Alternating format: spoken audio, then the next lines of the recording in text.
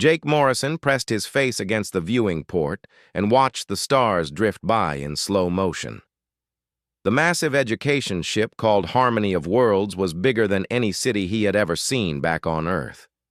Corridors stretched for miles in every direction, and thousands of students from 12 different worlds walked through halls that sparkled with alien technology. Jake came from Montana, where the biggest building was maybe 20 stories tall, but this ship had sections that went up for hundreds of levels. Lisa Park stood next to him at the window with her tablet in hand, taking notes about everything she saw. She was studying xenobiology, which meant she wanted to learn about alien life forms, and this ship was like a dream come true for her. Every few minutes, she would point at some creature walking past and whisper excited comments about their body structure or the way they moved. She had grown up in California reading books about space and aliens, and now she was actually living among them. Ryan Torres sat at a nearby table reviewing technical manuals about the ship systems. He was older than the other two humans by a couple years, and had spent time in the military before coming back to school to study physics. His background made him notice things that others missed, like how the security systems worked and where the emergency exits were located. Old habits from his service days made him automatically check these things wherever he went. The three humans were part of an exchange program that brought together the smartest students from member worlds of the Galactic Education Consortium. Each species sent their best and brightest to learn from each other and build understanding between different cultures. The program had been running for over 200 years and was considered one of the greatest achievements of interstellar cooperation. But the humans were different from the other students in ways that made everyone uncomfortable. They came from Earth, which was classified as a death world in the official records. Most alien worlds were peaceful places with gentle weather and friendly animals. Earth was rated 11.7 out of 12 on the danger scale because of its crushing gravity and violent storms and creatures that tried to kill everything around them. Professor Quillnex was a hexapod with 6 arms and brilliant blue skin who taught xenogeology to students from all the different species. During orientation week, he explained the classification system that rated worlds based on how dangerous they were to live on. His multiple arms moved in flowing patterns as he spoke, and his voice had a musical quality that made everything sound important. Most alien homeworlds rated between 3 and 6 on the danger scale, he explained. These were places with stable weather patterns and plant life that provided food without trying to poison anyone who touched it. The animals were mostly peaceful herbivores that ran away from anything larger than themselves. Gravity was usually lighter than Earth standard, and the atmosphere was carefully balanced to support life without requiring any special equipment. Then there were worlds that rated higher on the scale. These places had more dangerous weather or maybe some predators that could be avoided with proper training. Students from these worlds had to take special classes before joining the exchange program. They learned how to recognize danger signs and what to do in emergency situations. The training could take months or even years depending on how bad their home world was. Earth was almost at the top of the scale. The only worlds more dangerous were ones where the air itself was poison or where the ground tried to eat anything that landed on it. Most species would need years of training and special equipment just to visit Earth for a few hours. The fact that humans lived there without any protection amazed everyone. What confused the alien students was that humans did not need any special training to join the program. Jake and Lisa and Ryan had just filled out some paperwork and shown up like students from the safest worlds. This did not make sense to creatures who had studied danger ratings their whole lives. Zethkar was a Vorthax student whose body was made of living crystal that changed colors based on his emotions. Right now he was flashing red and orange, which meant he was annoyed and confused. He had been studying theoretical xenobiology for years and could not understand how creatures from such a dangerous world could be so calm about everything. During their first week, Together, Zethkar asked Jake how humans survived long enough to build cities and spaceships when their world was trying to kill them every day. Jake just shrugged and said that Earth really was not that bad once you got used to it. This answer made Zethkar flash even brighter red because it seemed impossible that anyone could get used to living on a death world. Singing wind through leaves was a Salathi, whose species looked like walking trees with graceful movements and voices like music. Her people came from a world where plants and animals worked together in perfect harmony. She found humans fascinating but also frightening because they seemed to expect trouble even when everything was peaceful. She watched Lisa during their botany classes and noticed that the human girl always checked plants carefully before touching them. When Singing Wind asked why, Lisa explained that on Earth many plants could hurt you if you were not careful. Some had thorns or poison or chemical irritants that could cause serious damage. Lisa had learned from childhood to look before touching anything in nature. This shocked Singing Wind because on her world plants wanted to help people. They provided food and shelter and medicine without asking for anything in return. The idea that plants might be dangerous was as foreign to her as peaceful plants were to Lisa. Bubble Pop was an aquatic glurbian who lived in a water-filled environment, suit and communicated through patterns of bubbles and color changes. His species were brilliant mathematicians who could calculate complex problems in their heads, but they came from a world with no land animals and very few dangers of any kind. He spent hours trying to figure out the mathematical probability of human survival on Earth. According to his calculations, humans should have gone extinct millions of years ago because their world had too many variables that could kill them. When he shared these calculations with Ryan, the human just laughed and said that math did not always match real life. The alien students began to develop theories about why humans were able to survive without proper training. Some thought that humans must be incredibly lucky, and their survival was just a statistical accident that would not last much longer. Others believed that humans were too primitive to understand real danger and acted brave because they were too stupid to be afraid. A few alien students thought that humans might have some kind of hidden technology that protected them from their dangerous world. They searched through human equipment looking for force fields or danger sensors, but found nothing more advanced than basic tools and simple computers. During emergency drills, the differences between humans and other students became obvious. When alarms sounded, most aliens would freeze in place while they remembered their training procedures. They would recite safety protocols and wait for clear instructions from authority figures before taking any action. The humans reacted differently. Jake would immediately start moving toward emergency stations without waiting for orders. Lisa would grab whatever supplies were nearby and start checking on other students. Ryan would quickly scan the area for threats and begin organizing people into groups. This behavior worried the alien students because it seemed reckless and uncontrolled. They had been taught that proper procedure was the key to survival and that acting without clear instructions was dangerous. The humans seemed to ignore all safety rules and just do whatever felt right in the moment. But somehow the humans always performed well during these drills. They completed tasks faster than other students and made fewer mistakes, even though they did not follow standard procedures. This created more confusion among the aliens who could not understand how breaking the rules could lead to better results. Professor Quillnex noticed these patterns, but did not know what to make of them. In his official reports, he noted that human students showed unusual behavior during emergency situations, but their results were consistently above average. He recommended further study but had no explanation for what he was observing. The first few weeks of the program passed peacefully, with regular classes and social activities designed to help students from different worlds learn about each other. But tensions were building under the surface as alien students struggled to understand their human classmates. They respected human intelligence but feared human unpredictability. None of them realized that they were about to face a real emergency that would test everything they thought they knew about survival and proper procedures. The lessons they were learning in classroom settings would soon become matters of life and death when the ship's systems began to fail in ways that no training manual had ever covered.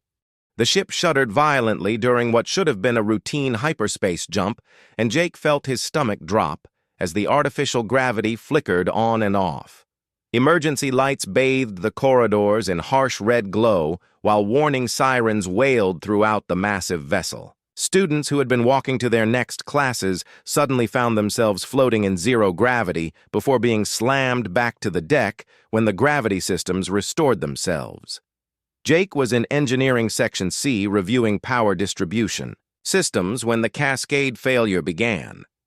The main computers started showing error messages faster than anyone could read them, and control panels sparked with electrical overloads.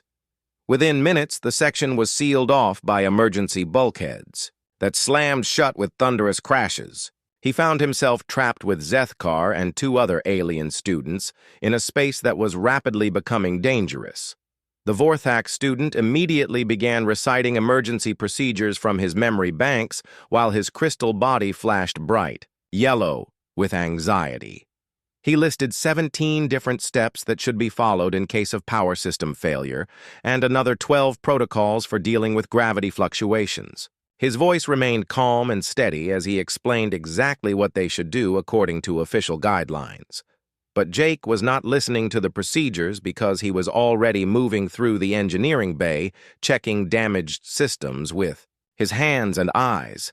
He could smell burning insulation and hear the high-pitched whine of overloaded circuits. His training back on Earth had taught him that when machines were breaking, you had to act fast before small problems became big disasters. He started shutting down power feeds to damaged sections without waiting for authorization codes or safety clearances. Each decision was based on what he could see and hear and smell rather than what computer readouts told him was supposed to be happening. When Zethkar protested that Jake was violating safety protocols, Jake responded that safety protocols would not matter if everyone died while following them. The crystal alien watched in amazement as Jake bypassed safety interlocks and rerouted power through backup systems that were never meant to handle primary loads. According to everything Zethkar had learned, this should have caused even more damage, but somehow Jake's modifications were stabilizing the section's power grid. The humans seemed to understand the machinery in ways that went beyond technical manuals and training procedures. Meanwhile, Lisa was trapped in the botanical research laboratory with Singing Wind Through Leaves and several other students when the life support systems began failing. The massive greenhouse space was filled with plants from dozens of different worlds, and the environmental controls were designed to maintain perfect conditions for each species. But now those controls were failing, and the atmospheric mixture was becoming dangerous. Most of the alien students huddled together near the entrance, discussing proper procedures for rationing air and water while they waited for rescue teams to reach them. They calculated how long their current atmosphere would last and what steps they should take to conserve resources. Their training told them to remain calm and follow established guidelines until help arrived. Lisa was moving through the darkened laboratory, examining plants and testing air quality with equipment she had improvised from classroom supplies. She knew that many alien plants produced different gases when they were stressed or dying, and some of those gases could be poisonous to other species. Her nose and eyes were already detecting chemical changes that the atmospheric sensors had not yet registered. She began moving dying plants away from the group while identifying which species might provide emergency oxygen production. Her knowledge of botany was not just academic, because on Earth knowing plants could mean the difference between life and death. She understood how plant chemistry worked under stress in ways that textbook learning could never teach. Singing Wind Through Leaves followed Lisa through the laboratory and watched her make rapid decisions about which plants to keep and which ones to isolate. The Salathi student had studied botany for years, but had never seen anyone assess plant behavior so quickly and accurately. Lisa seemed to know things about the plants that even their database records did not contain. When Singing Wind asked how Lisa could be so confident about plant reactions she had never observed before, Lisa explained that plants everywhere followed similar patterns when they were stressed. The specific chemicals might be different, but the basic responses were usually the same. She was applying principles she had learned from Earth plants to alien species with modifications based on what she could observe. Ryan found himself in the navigation center with Bubble Pop and 6 other students from various species when the communication systems went down.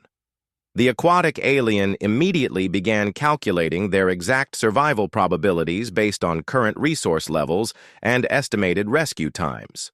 His mathematical analysis showed that their chances of survival were extremely low unless help arrived within 18 hours. While Bubble Pop worked on his calculations, Ryan was stripping components from damaged equipment and rebuilding communication arrays using spare parts and emergency tools.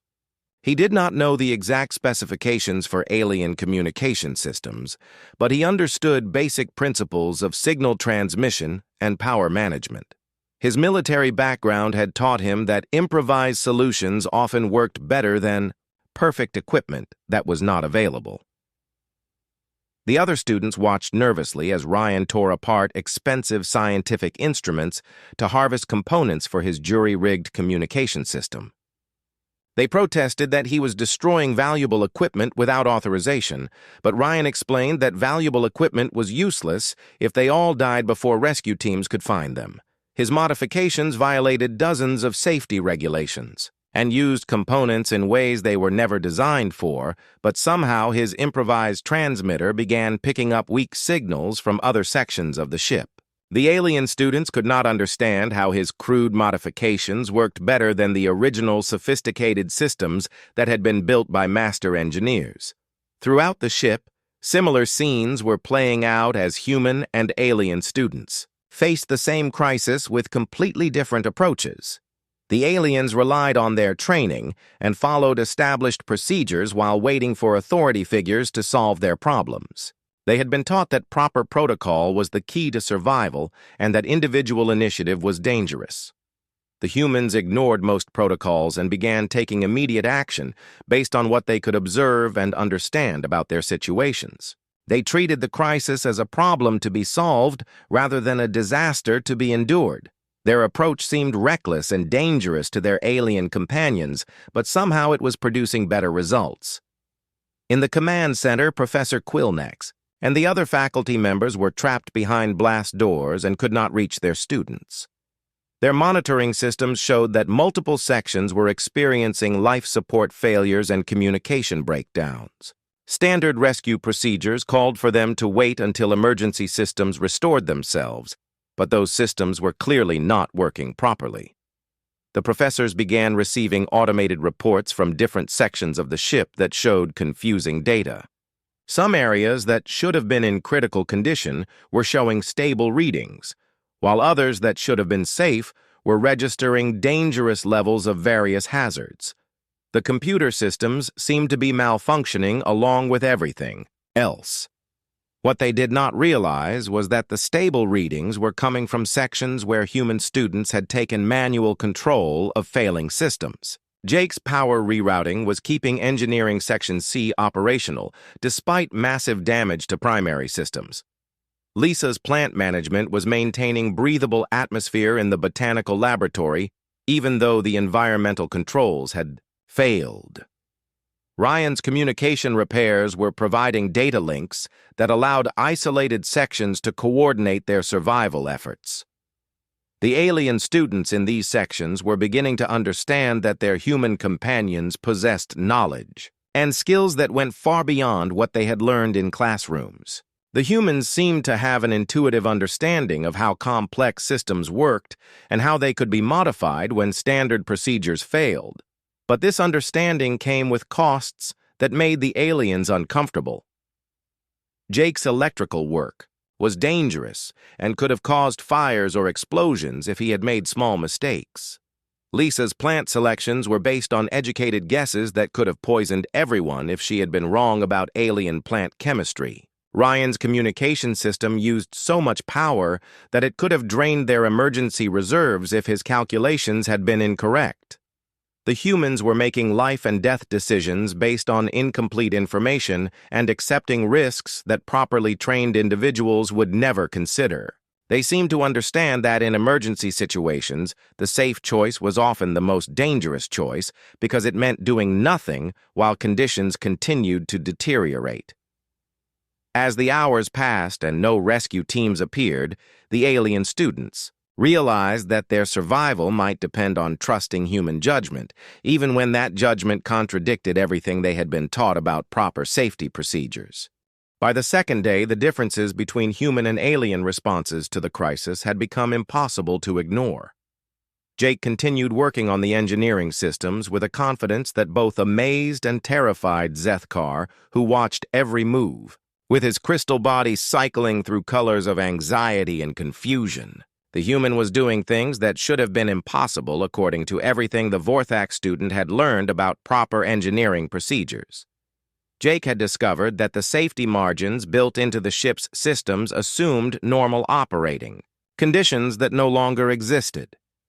The engineering manuals called for specific tools and extensive safety checks before making any modifications, but those tools were locked away in sections they could not reach. So, Jake began using whatever he could find to make repairs that violated 17 different safety protocols, but somehow kept their section from losing life support completely. When Zethkar pointed out that Jake's methods could cause catastrophic failures, Jake just shrugged and explained that they were already facing catastrophic failure if they did nothing. The crystal alien could not argue with this logic, but it went against everything he had been taught about risk management and proper procedure. On his homeworld, problems were solved through careful analysis and committee decisions, not individual action based on incomplete information. The Vorthak student began asking questions about how humans learned to make such decisions without proper training. Jake explained that on Earth you learned to fix things, because waiting for experts usually meant whatever you were trying to fix would be completely broken by the time help arrived. People in rural areas like Montana had to solve their own problems, because the nearest expert might be hundreds of miles away. This concept was foreign to Zethkar, whose species had developed technology that prevented most problems before they occurred. Vorthak cities had redundant systems and backup procedures for every possible situation. When something did go wrong, there were always specialists available to handle repairs according to established guidelines. The idea of making critical decisions without proper authority and expertise seemed incredibly dangerous. But Jake's repairs were working even though they should not have been possible. Power was flowing through jury-rigged circuits that used components in ways they were never designed for. Emergency lighting was functioning in areas where the main systems had completely failed. Most importantly, their section was maintaining breathable atmosphere, while other parts of the ship were losing life support entirely. In the botanical laboratory, Lisa was facing different challenges that required knowledge she had never expected to use in space. The failing environmental controls had created atmospheric conditions that were slowly becoming toxic as different plant species reacted to stress in unpredictable ways. Some plants were producing oxygen, while others were releasing carbon dioxide or more dangerous gases that could poison anyone who breathed them. She moved through the darkened laboratory using her nose and eyes to identify chemical changes that the automated sensors could not detect. Her training in xenobiology helped, but most of her decisions were based on principles she had learned from Earth plants during childhood camping trips with her family. Plants everywhere seemed to follow similar patterns when they were dying, even if the specific chemicals were completely different. Singing Wind Through Leaves followed Lisa with growing amazement as the human girl created an improvised air filtration system using plant fibers and laboratory chemicals. The Salathi student had studied botany for years, but had never seen anyone understand plant behavior so intuitively. Lisa seemed to know things about the plants that even their database records did not contain. When Singing Wind asked how Lisa could be so confident about plant reactions she had never studied, Lisa explained that dangerous plants taught you to be careful in ways that safe plants never could. On Earth, a single mistake in plant identification could kill you, so humans learned to really understand how plants worked, rather than just memorizing facts about them. This shocked the Salathi student because on her world plants wanted to help people and never caused harm. The idea that you had to be afraid of plants while also depending on them for survival was completely foreign to someone whose species had evolved alongside cooperative flora. Singing Wind began to realize that Earth's dangerous environment had created humans who understood nature in ways that peaceful worlds could never teach. Lisa's air filtration system was crude and used materials in ways that would have horrified safety inspectors, but it was keeping their section breathable while automated systems failed throughout the ship. She had identified which plants were producing toxic gases and moved them to isolated areas while encouraging oxygen-producing species to grow faster by adjusting their light and water supplies. In the navigation center, Ryan was dealing with communication, problems that required him to understand alien technology without proper documentation or training. His improvised communication array was working, but it used so much power that it threatened to drain their emergency reserves completely. Bubble Pop calculated that they would lose all power within 6 hours if Ryan's system continued operating.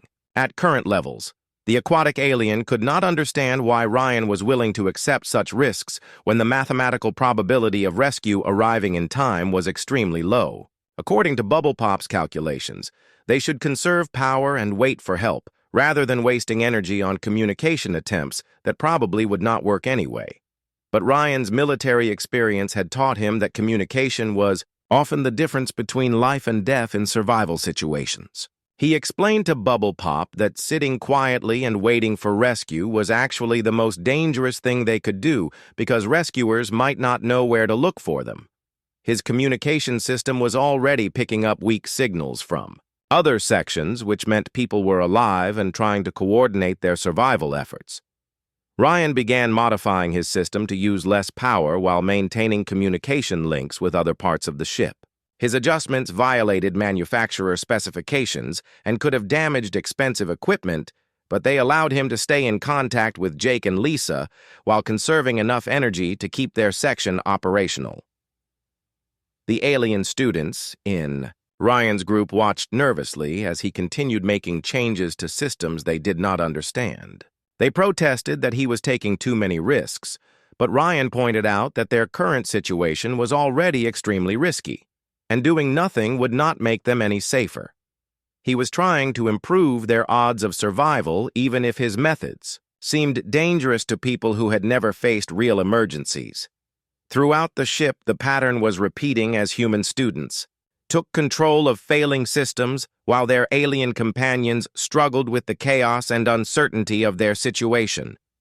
The aliens excelled at theoretical problem-solving, but had difficulty adapting when standard procedures did not work. They wanted clear hierarchies and established guidelines that told them exactly what to do in every situation. The humans treated each crisis as a unique problem that required individual solutions based on whatever resources were available. They did not wait for permission or worry about violating regulations when lives were at stake. This approach seemed reckless to aliens who had been taught that proper procedure was the key to survival, but somehow it was producing better results than following the rules. Professor Quillnex was receiving automated reports from different sections that showed confusing patterns of system failures and recoveries. Some areas that should have been in critical condition were maintaining stable life support, while others that should have been safe were showing dangerous readings. The computer systems seemed to be providing contradictory information about what was happening throughout the ship. What the professor did not realize was that the stable readings were coming from sections where human students had taken manual control of automated systems. Their improvised repairs and modifications were not showing up properly in the ship's databases because they were using equipment in ways that violated standard programming assumptions. The humans were succeeding because they understood that complex systems could be simplified when necessary and that perfect solutions were less important than solutions that worked. They had learned from growing up on a dangerous world that adaptation and improvisation were more valuable than rigid adherence to established procedures. As the third day began, the alien students were starting to understand that their human classmates possessed knowledge and skills that went far beyond classroom learning. The humans seemed to have an intuitive grasp of how things worked and how they could be fixed when they broke. More importantly, they were willing to take calculated risks when the alternative was certain failure. But this understanding came with the realization that Earth had created a species that was fundamentally different from everyone else in known space. The humans were not just lucky survivors from a dangerous world, but rather a people shaped by constant adaptation and problem-solving under pressure. They had evolved to thrive in uncertainty rather than seeking the safety and predictability that other species preferred. The crisis was far from over and rescue still seemed unlikely. By the fourth day, the ship had become a laboratory for studying the differences between species that had evolved on safe worlds and those shaped by constant danger. Jake's engineering section was now the most stable part of the vessel, despite having suffered the worst initial damage. His jury-rigged repairs had not only restored basic life support, but had actually improved efficiency in several systems that had been operating below optimal levels even before the crisis began. Zethkar watched Jake work with a mixture of admiration and terror as the human continued making modifications that should have been impossible. The crystal alien had finally stopped reciting safety protocols because it was obvious that those protocols assumed conditions that no longer existed. Instead, he began asking questions about how humans learned to think about problems in ways that ignored conventional wisdom. Jake explained that on Earth the safe choice was often the deadly choice because dangerous situations changed too quickly for standard procedures to keep up. He told Zethkar about Montana winters, where following the official guidelines for dealing with blizzards could get you killed if the weather was worse than expected. People learn to trust their instincts and adapt to changing conditions, rather than depending on rules that might not apply to their specific situation. This concept was revolutionary to Zethkar, whose species had spent thousands of years developing comprehensive procedures for every possible scenario. Vorthak civilization was built on the principle that proper planning and rigid adherence to established guidelines could prevent most problems from occurring. The idea that you might need to ignore those guidelines to survive was fundamentally disturbing to someone whose entire worldview was based on the value of systematic thinking. But Jake's results were undeniable. Power was flowing through circuits that had been written off as completely destroyed. Life support was functioning in areas where it should have failed days ago. Most importantly, their section was now serving as a coordination center for other parts of the ship because Jake's communication improvements had restored contact with isolated groups throughout the vessel. Zethkar finally asked the question that had been bothering him since the crisis began. How did humans survive long enough to develop civilization when they lived on a world that required such dangerous decision-making every day? Jake thought about this for a moment and then explained that maybe Earth had not made humans dangerous, but rather had taught them that everything was dangerous, and they needed to learn how to manage risks rather than avoid them completely. Inno. The botanical laboratory, Lisa was facing new challenges as the plants continued to react unpredictably to their changing environment. Several species that had seemed stable were now producing chemical compounds that could cause serious health problems if the concentrations got too high. Her improvised air filtration system was working, but it required constant adjustment as conditions changed throughout the day and night cycles. Singing Wind Through Leaves had become Lisa's assistant in managing the laboratory's ecosystem, but she was struggling to understand how the human girl could make such rapid decisions about plant care without consulting reference materials or seeking expert advice. When she asked Lisa how she could be so confident when working with species she had never encountered before, Lisa explained that plants were like people in some ways, and once you understood the basic patterns, you could usually figure out what they needed. This explanation confused the Salathi student because on her world plants and people had developed together over millions of years until they understood each other perfectly. There was no need to figure out what plants needed because they communicated their requirements directly through chemical signals and behavioral changes that everyone could read easily. Lisa described growing up in California where you had to learn about plants because some of them could hurt you badly if you were not careful. She talked about poison oak and toxic mushrooms and beautiful flowers that could cause painful skin reactions if you touched them, but you also had to know which plants were safe to eat and which ones could provide medicine when you were sick or injured. The idea that plants could be both helpful and dangerous at the same time was difficult for Singing Wind to accept. Her species had never needed to fear their plant neighbors because cooperation had always been more beneficial than conflict for both sides. But she was beginning to understand that Earth's hostile environment had forced humans to develop a much more complex relationship with the natural world.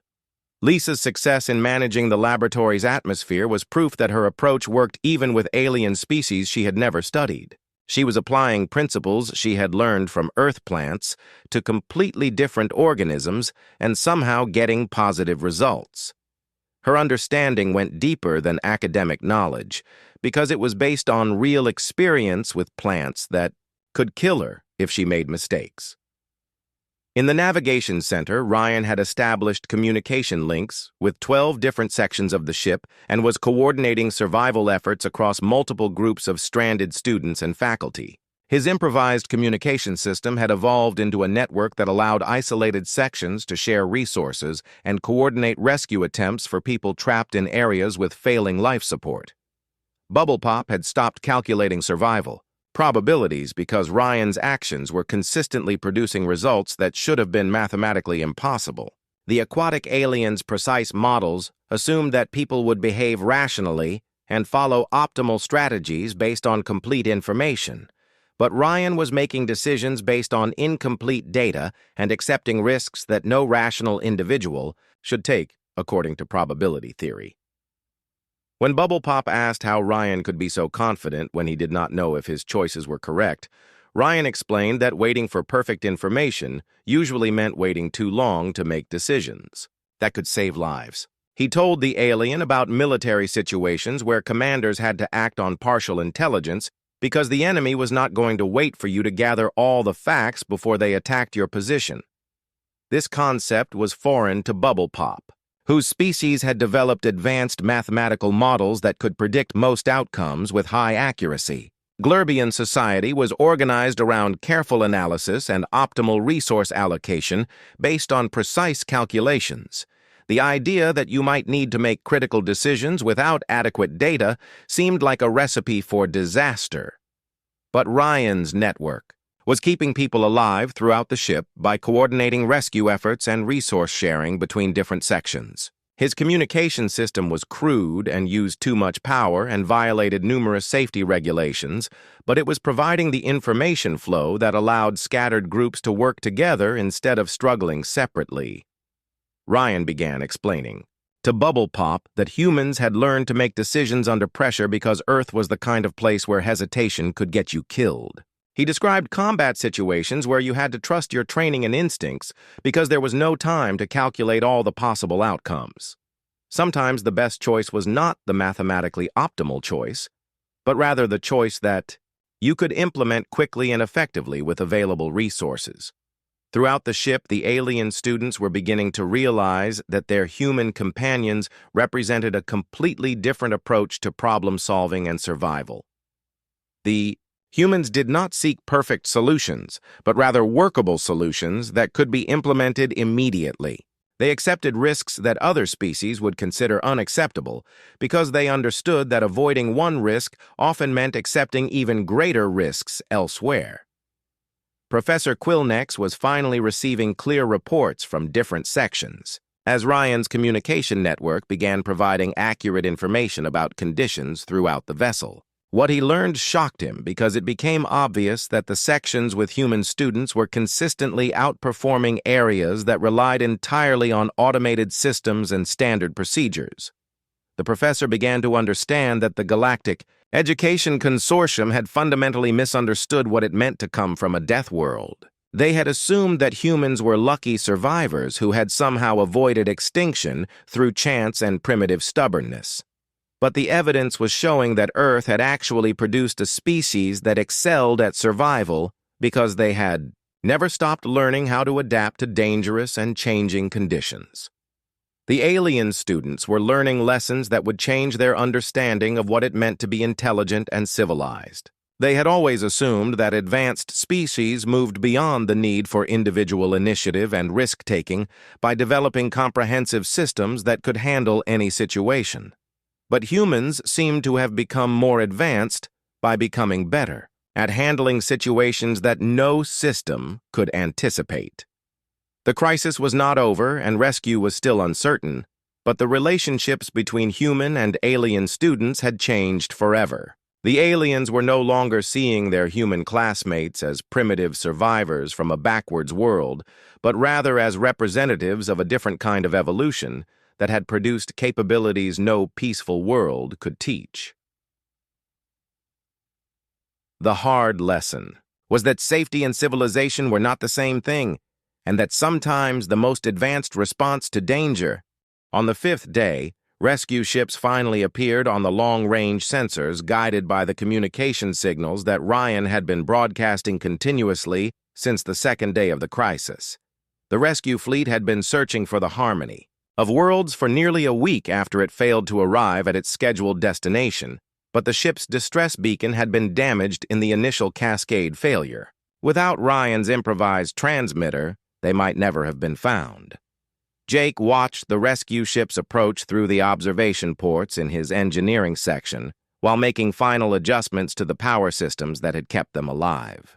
His repairs had evolved over the past 5 days into a completely rebuilt electrical grid that was actually more efficient than the original design. Zethkar stood beside him, still amazed at how the human had transformed a catastrophic failure into an opportunity to improve the ship's basic systems. The crystal alien had learned more about practical engineering in 5 days than he had absorbed during years of theoretical study. Jake had shown him that real engineering was not about following procedures, but about understanding how things worked well enough to fix them when they broke in unexpected ways. More importantly, Jake had demonstrated that sometimes the best solution was the one that ignored safety regulations, because those regulations assumed normal conditions that might not exist during emergencies.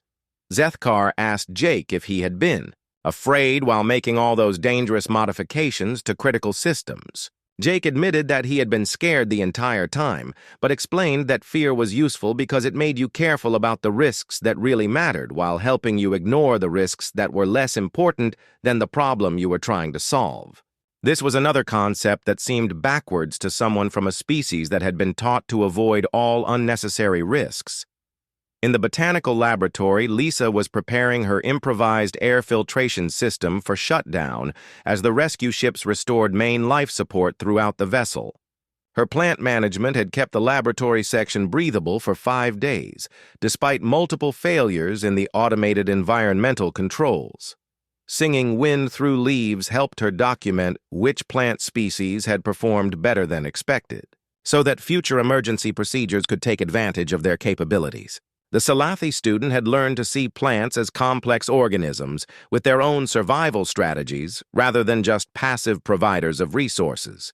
Lisa had shown her that understanding plant behavior required thinking about their needs and motivations in ways that went beyond simple chemical analysis. This deeper understanding had allowed them to create a sustainable ecosystem even under the extreme stress of failing life support systems. Singing Wind asked Lisa if she planned to study more about alien botany when they returned to normal classes. Lisa said that she was more interested in learning how different species had developed relationships with their plant life, because that seemed more important than just memorizing facts about individual organisms.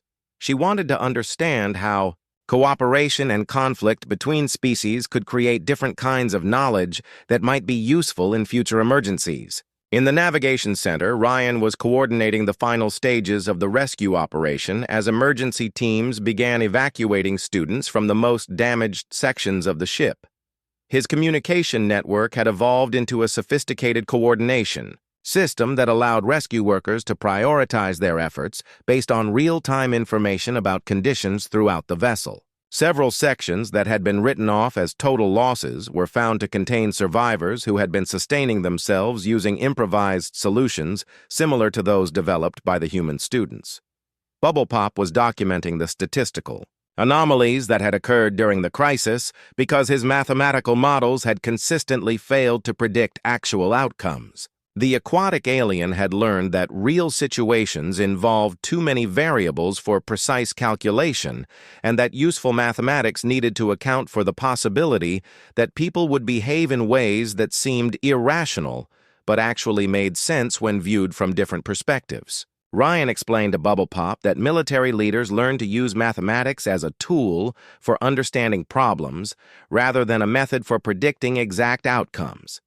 You could calculate probabilities and resource requirements, but you also had to be prepared for situations where the numbers did not match reality, because reality was always more complicated than any mathematical model could capture completely.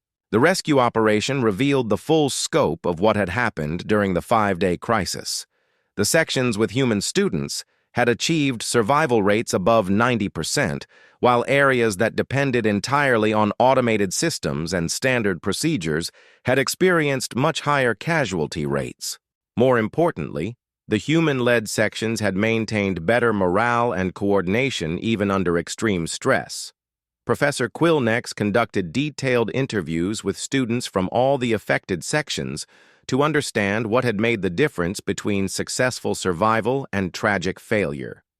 The alien students consistently described their human classmates as having knowledge and skills that went far beyond what they had learned in formal education. They talked about intuitive understanding and practical experience that seemed to come from growing up in an environment where survival required constant adaptation. The professor began to realize that the Galactic Education Consortium had completely misunderstood the nature of Deathworld species. They had classified humans as lucky primitives who had somehow avoided extinction despite their dangerous environment. But the evidence showed that Earth had actually produced a species that excelled at survival because they had developed cognitive abilities that peaceful worlds could never teach. Zethkar told the professor that Jake had not just followed emergency procedures but had created new procedures that worked better than the original designs. The human had understood the engineering systems well enough to improve them even under crisis conditions. This suggested that human education emphasized understanding underlying principles rather than just memorizing established solutions. Singing Wind described how Lisa had managed alien plant species using knowledge that she had gained from completely different organisms on Earth. The human had been able to apply general principles about plant behavior to specific situations that no training manual could have anticipated. This demonstrated a kind of adaptive intelligence that went beyond specialized expertise. Bubble Pop explained that Ryan had made strategic decisions based on incomplete information and had somehow achieved better results than mathematical optimization should have allowed. The human had understood that perfect calculations were less useful than quick decisions that could be modified as new information became available. The interviews revealed that humans approached problems differently than other species in ways that made them more effective during emergencies. They did not seek perfect solutions, but rather workable solutions that could be implemented immediately. They accepted calculated risks because they understood that avoiding obvious dangers often meant accepting hidden dangers that could be even worse. Professor Quillnex realized that the consortium's classification system needed to be completely revised. Earth was not just a dangerous world that had produced lucky survivors, but rather a training ground that had created a species with unique capabilities for dealing with uncertainty and change. The humans did not require survival training because they had never stopped training for survival throughout their entire evolutionary history. The final rescue report recommended that the consortium establish new policies for recognizing and utilizing the special abilities that Deathworld species brought to interstellar cooperation. Instead of exempting humans from survival training, the consortium should recruit human instructors to teach other species how to develop adaptive thinking and practical problem-solving skills. Jake and Lisa and Ryan were offered positions developing new emergency protocols that would help other species learn to think more flexibly during crisis situations. The consortium wanted them to create training programs that would teach aliens how to make effective decisions under pressure without relying entirely on predetermined procedures that might not apply to unexpected situations. The three humans accepted the positions because they understood that their value was not in spite of their Deathworld origins, but because of them. Earth had taught them lessons that peaceful worlds could never provide about adaptation and survival and creative problem-solving under extreme stress. These lessons could be shared with other species if they were presented in ways that different cognitive styles could understand and apply. The story ended with the realization that humans did not require survival training, not because they were primitive or lucky, but because they had never stopped training for survival. Every day on Earth was survival training, and they had brought that mindset to the stars where it could benefit the entire galactic community. The harmony of worlds was repaired and continued its educational mission, but with new understanding about the value of diversity in thinking styles and problem-solving approaches. The alien students had learned that intelligence and civilization could take many different forms, and that sometimes